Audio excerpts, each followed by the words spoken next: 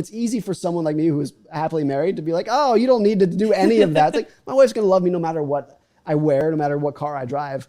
But I'm not throwing that completely under the bus. But I think people, if they really dug into it, would be surprised how much of their current spending is just kind of a keeping up with the Joneses effect. Yeah. Even myself, when I look back at 10 years ago, the way I was spending, when I had no money, I was in college working at Subway, and all of my Subway income, I would take it to the mall and buy shoes that I couldn't afford, purses that I couldn't afford. Yeah. But then it gets tough because at that time, I remember I was buying Coach purses, but there's always a level up. Like I was proud of my $200, $300 Coach purses and was carrying them around. But then you have the people at my school who were carrying the Louis Vuittons. Louis Vuittons, and right? It goes up from there. And then it goes to the never ends. I don't know what's next. Maybe a Birkin. I was going to say the Birkin.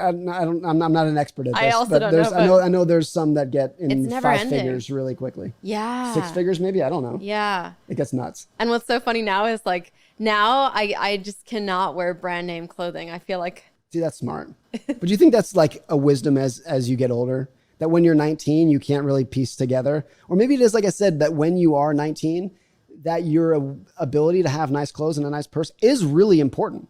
And even if you were to go back, would you tell yourself, don't buy the purse? Or would you tell yourself, actually, the purse made my friends think that I'm part of their group, and that was really important?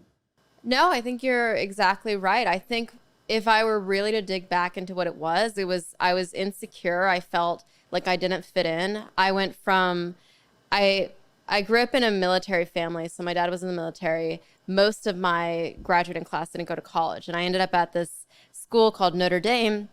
A lot of the kids there came directly from private high schools. And I wanted to fit in. I felt like I didn't fit in. So I wanted to buy whatever was necessary to make me feel like a little better, like, oh, wow, I belong here. And that's what it was. It was just this insecurity and wanting to fit in.